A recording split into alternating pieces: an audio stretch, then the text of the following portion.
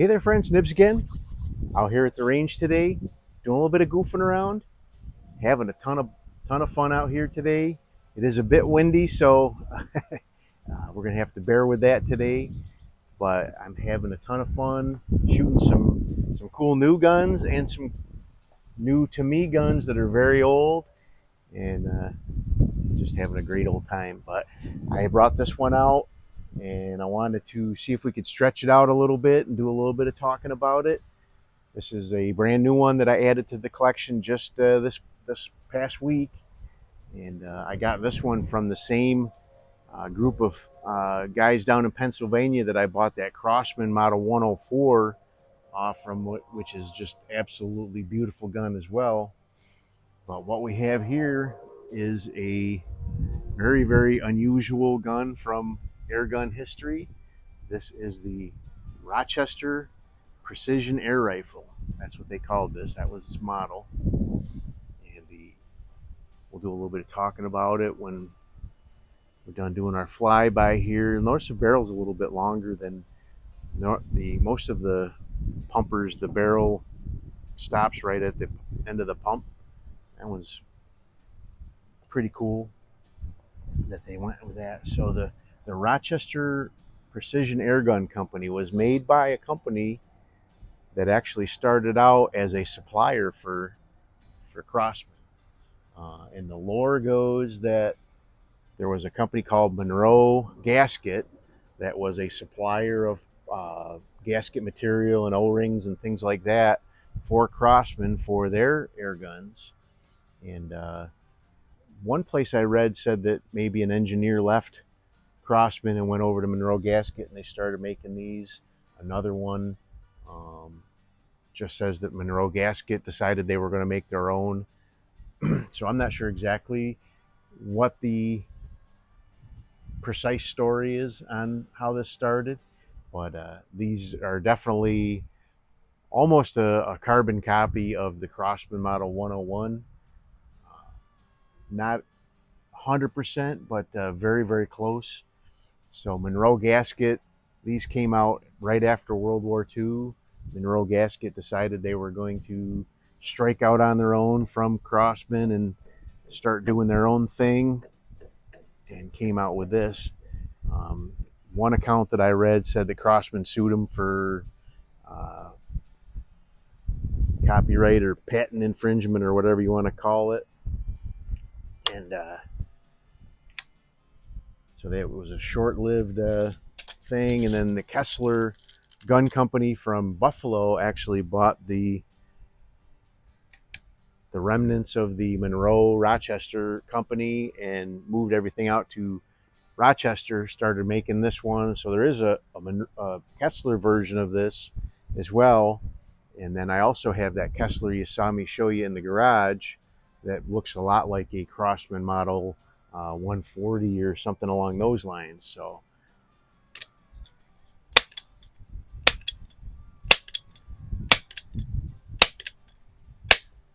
definitely a fun multi-pumper. We're going to stretch it out here today. We're going to stretch it out to 25 yards. So this, especially with the wind, it may or may not be the most smartest thing I've done all year, but let's go ahead and I've got my aluminum gong at 25 yards.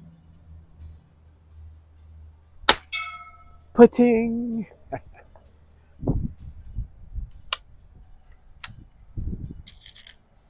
This thing has fixed front and rear sights, so I did take a couple of test shots before I started up.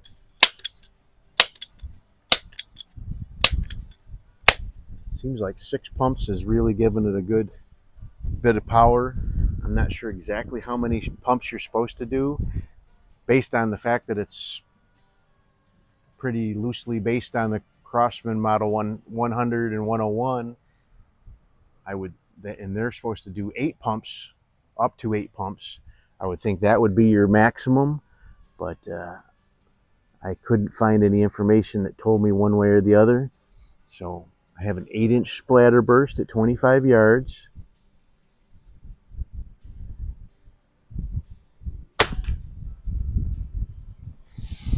I was aiming right for the center of it, and I see my hit there just above the center dot.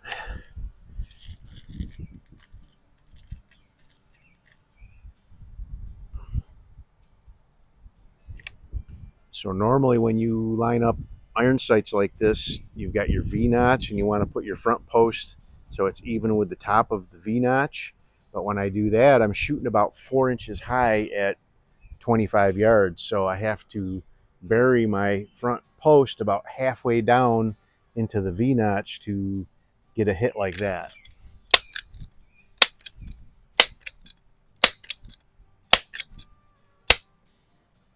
So that is a little bit, it's not as precise as I would like to be, but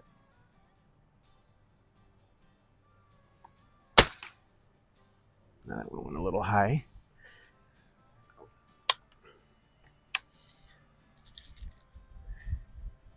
But I call keeping them on that target a win for this old guy. So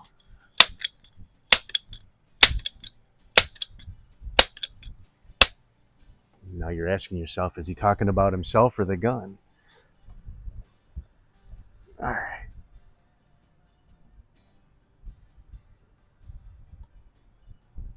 So I'm shooting just a little bit high still. Like I said, I'm burying my front post about halfway down inside the V there.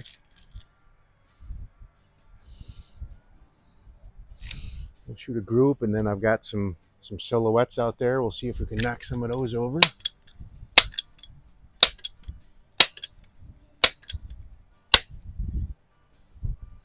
Good shooting gun though, really very consistent.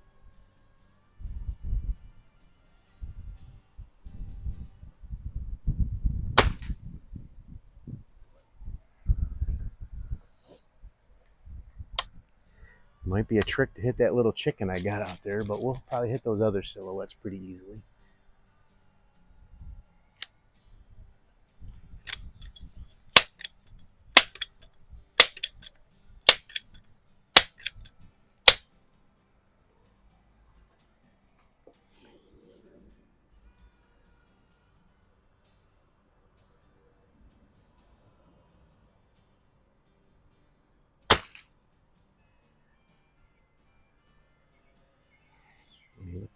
Through my binoculars here.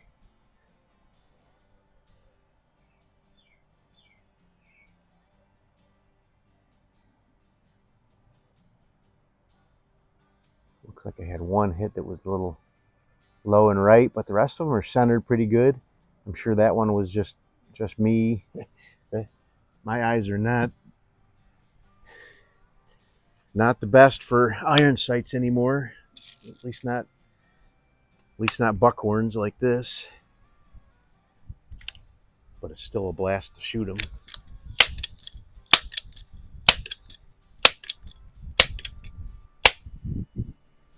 So best I could tell, these were made post World War II, no later than 1949, from what I could come up with. All right, let's see if we can hit the ram. Got him. Just barely had enough power.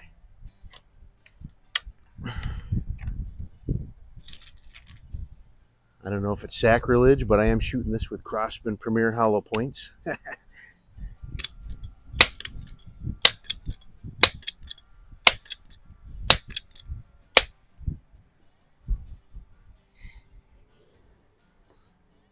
All right, can I hit that turkey?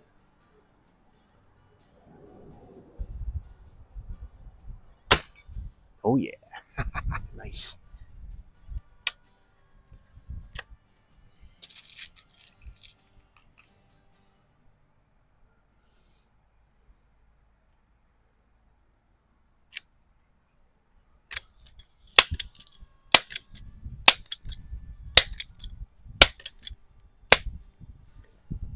Just like other multi-pumpers from this vintage, the Benjamins and all of those, you do have to cock them. Benjamins, the Crossmans, all of those from back in this day, you have to cock them before you pump them, or else the air just comes right out of the exhaust port. Mr. Pig. Got him. You think I can hit that little chicken? It is hard for me to see that. Again, now I'm going on 3 weeks that I bought a can of orange paint, and I still have yet to get out and throw these on some cardboard and paint them up, get them all painted up again.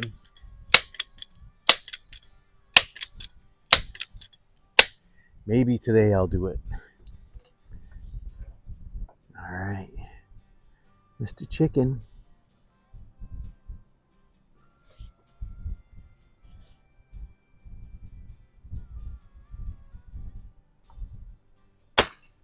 Wow, I can't believe I hit that.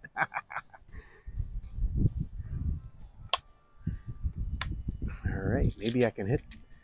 So now I have the spinner rack there.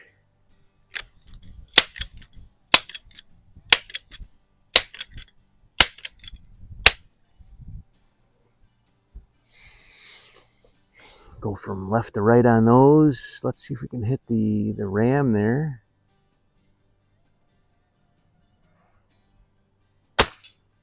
Got him.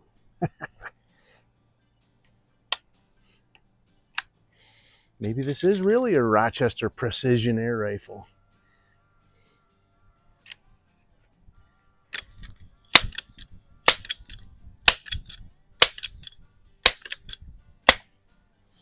All right, now the pig.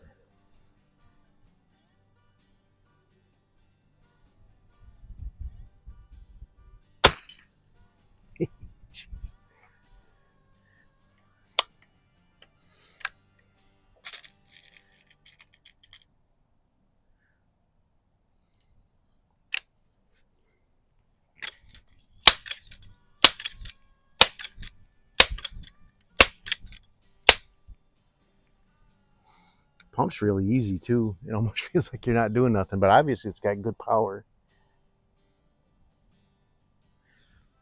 I wanted to check, make sure my camera was on. I'm doing all this good shooting, and I would be really torqued if my downrange camera wasn't turned on. All right, let's see. We've got the turkey.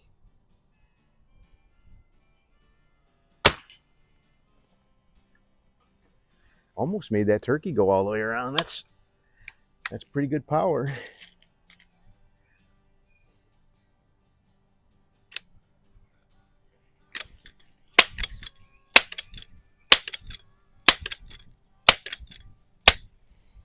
All right, it is the year of the pumper. The year of the pumper. All right. Now the chicken.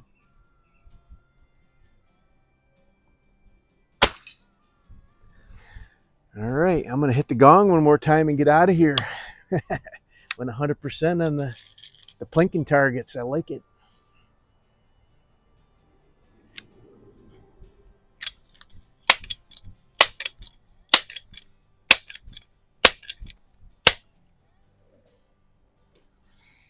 All right, hit the gong and we'll wrap it up.